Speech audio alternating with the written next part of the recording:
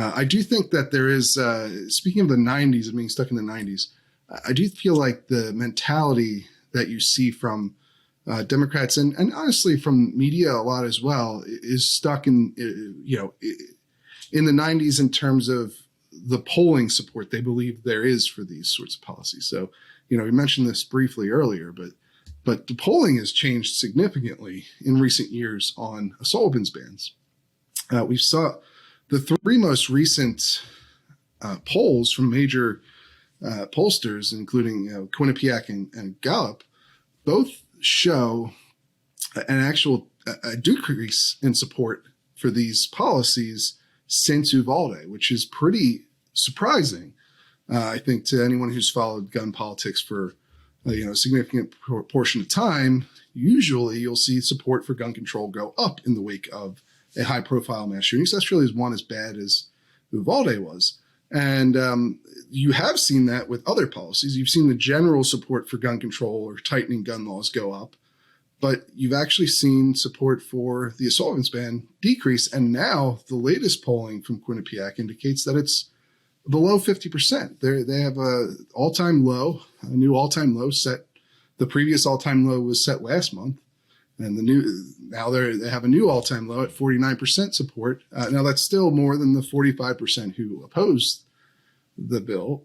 But I mean, you have Cicilline out there telling the caucus, according to Politico, that this is a 2/3 support issue, and he doesn't understand why it's politically controversial or a hard vote.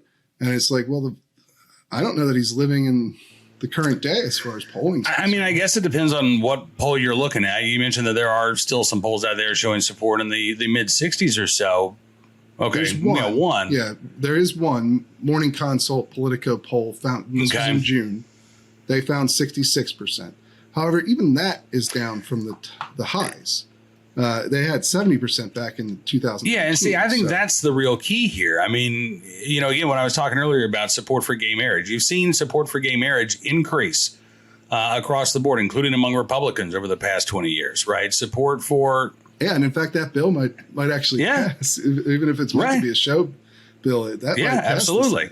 But again, it's a very different situation when it comes to these types of gun bans. And I think there are a couple of reasons for that. I think one, you've got more gun owners. Again, according to NSSF last year, 2.8 million modern sporting rifles were sold.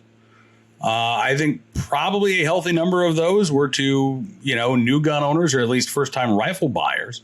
And many of those individuals may not be rock-ribbed Republicans. They may be independent voters. Some of them undoubtedly were Democrats. So I think it's hard for somebody to say, yeah, go ahead and ban the gun I just bought.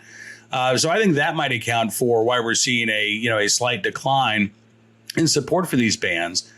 But I also would like to think that the American people, who I acknowledge, most of them are not gun owners. Most of them probably don't know much about gun laws, probably think very little about the intricacies of gun laws. I don't blame them for that. And I don't say that they're ignorant in a derogatory fashion. I just mean an absence of knowledge. I can understand how a low information voter would say, well, universal background checks are good. Everybody should go through a background check before they buy a gun, not thinking about how they're going to work in practice. But I would like to think that more Americans have come to the logical conclusion of banning guns isn't the answer in a country where you've got the right to keep and bear them. And maybe in a country where we've got, we're awash with guns, right? We've got more guns than people. So what's the point of trying to ban guns and use that as the strategy to try to reduce violent crime? It seems to me like in general, what you're seeing are Americans supportive of, at least in theory, ensuring that people who are not prohibited persons, or not violent criminals, or not adjudicated mentally ill, that the right sort of people, quote unquote, can get a gun and the wrong sort of people can't.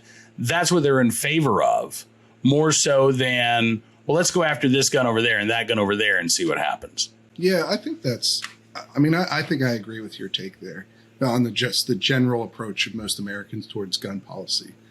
And I think the reason that you're seeing this downturn in support for assault weapons bans, which I don't think either of us necessarily expected to see in the immediate aftermath of Uvalde, right? I didn't think it was going to go that way. No, because there is still that emotional, response right away. So no, you're right. It is surprising that the numbers actually went down. It didn't go up just a little bit. And even the Morning Consult poll, they did a couple polls. They did one before. They did two before Uvalde. They did one the day after, May 25th, and then they did another one in June.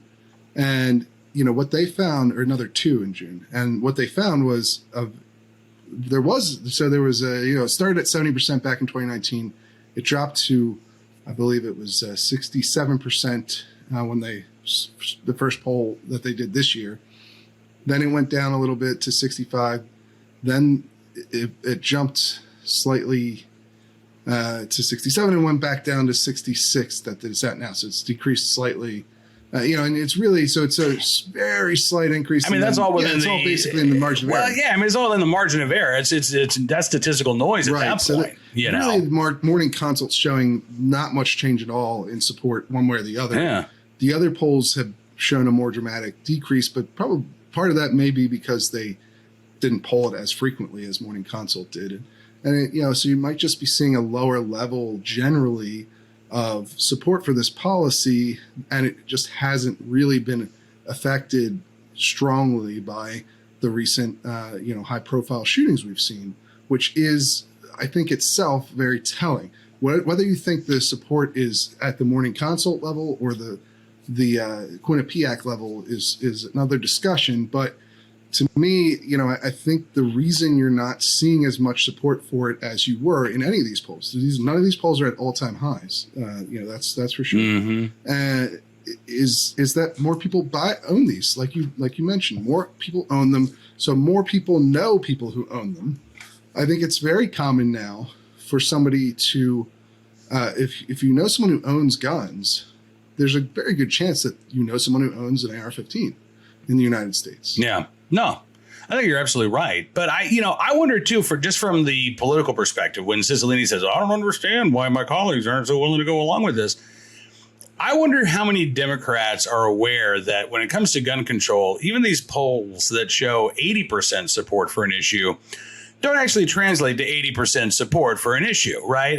Universal background checks, perfect example of this. I mean, we're told 90% of Americans support universal background checks. So Washington State in 2014 or 2016, I think it was 2014, they have the referendum. 2016. Yeah. Excuse me. So they have their referendum. Well, Nevada too was 2016. Right. Washington State, I think it was like 63%, which was the highest, right? Nevada, it was 51%, closer to like 50.5%. And in Maine, it was 48%. Yep. So, in none of those states did you see the 80 or 90% approval for universal background checks that the polling would indicate. Right. So what does that translate to when you're talking about, criminalizing the purchase and sale and transfer of one of the most commonly owned firearms in the country? I mean, I think when people really start to dig into the details of this, and like, I can go to prison. Oh, I didn't realize. It's a felony offense. That's when you start to see support crater, and two, and again, I don't know how much of a role this is playing, but it's playing at least, I think, some factor here. There was a story today about how there are some on the left who worry about New York's new post-Bruen concealed carry laws leading to mass incarceration. There is a portion of the left that says, listen, these gun control laws don't do anything to stop violent criminals, but they end up putting a lot of young black and brown men, a disproportionate number of young black and brown men in prison for possessory offenses, for things that aren't a crime in most states. We saw a fantastic brief by public defenders in the Bruen case. Cook County public defenders come out and said the same thing. Wayne County public defenders in Detroit have come out and argued against charging people for carrying a firearm in their vehicle without a concealed carry license, which is considered a violent felony in the state of Michigan. So there's at least some portion of the left who looks at these laws and does think, what are the unintended consequences here? They may not like the Second Amendment. They may not like gun ownership, but they're also not in favor of, again, if they believe the criminal justice system is slanted and predisposed to go after, black young black males, young Hispanic males, they may not be on board with a gun ban like this.